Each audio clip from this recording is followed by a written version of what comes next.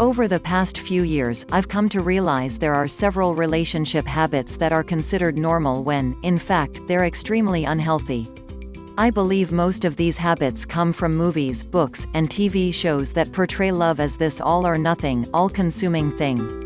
Dream relationships are never depicted as stable or fulfilling, instead, they're depicted as dramatic, rocky, and over-emotional. In most movies, the ideal couple always goes through fights, jealousy scenes, and even cheating. They break up and they get back together because one of them finally has an epiphany and makes every possible effort to reunite. This creates toxic expectations about love and relationships, as it leads us to believe this behavior is normal. Well, it's not normal and it's certainly not healthy. Real, strong, true love is not about instability and grand gestures. It's about sharing our life with someone who adores us and respects us for who we truly are. It's about mutual effort, acceptance, and understanding. Of course, there are challenges, but they're dealt with in a relatively calm, secure way. There's no drama involved. In fact, drama should be a warning sign, not something to be proud of. These are some of the relationship habits that, from my perspective, should be considered toxic instead of normal. 1. The idea that intense conflict equals passion. Friends tell me this all the time and it's so damn frustrating. I can't even count how many girls I know have stayed with the same guy for years, because they have this idea that fighting all the time is a sign of love. They're disrespected, cheated on multiple times, and they always forgive their partners because struggles are inevitable, he will change, or we only fight because we really love each other. Conflict is unavoidable but constant. Intense conflict is not a sign of passion or love. In fact, it's a sign of deep-rooted issues like insecurity, immaturity, emotional abuse, or lack of respect, or even lack of love in the first place. 2. Bottling everything up. If you're unable to say how you feel and why you're angry, sad, or hurt, you're only going to become even more frustrated with yourself and your partner. Bottling things up and avoiding expressing ourselves is exactly what leads to anger and resentment in a relationship. Speak up instead of holding everything inside you. If your partner really loves you, there's nothing you could share that would make them stop caring about you. 3. Expecting your partner to fix your emotional issues. This one is so common, yet so toxic. We've developed this idea that our partners should fill our holes to make us feel whole, because we're secretly afraid of feeling the emptiness that resides within us.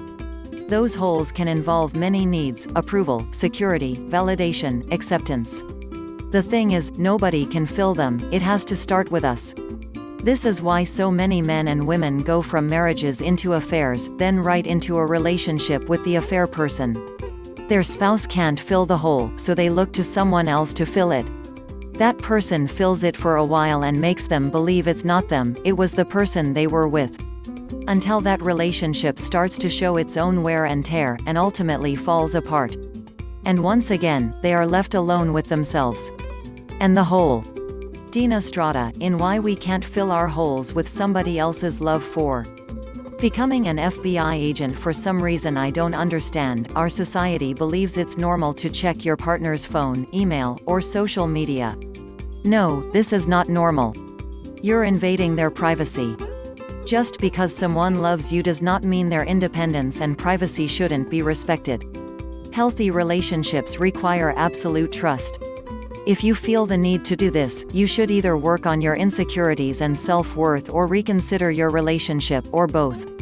5. Making jokes that put your partner down. It's normal for couples to tease each other, but there's a difference between teasing and making jokes that hurt your partner. Teasing can be a way of building intimacy, but it can also cross into disrespect. Someone might be attempting to be playful, but it turns out the other person thinks they're being hurtful. Or the other way around. It all depends on the tone of voice, the body language, and, of course, the intention. One thing is certain, if you feel hurt, you should speak up and let your partner know. 6. Passive-aggressive communication. This type of communication involves shutting down, refusing to be emotionally open, not discussing any issues, or dropping hints instead of communicating straightforwardly. Passive-aggressive communication is when you're too angry to keep quiet and too afraid to be honest. The key to undoing a passive-aggressive communication style is to address both your anger and fears in more productive ways. Love is supposed to be gentle, kind, and supportive, not unsteady, troubled, or invalidating. A relationship has to be built on a solid foundation from the very beginning. You know this is your case when you absolutely trust each other, and when you talk to each other with respect and kindness.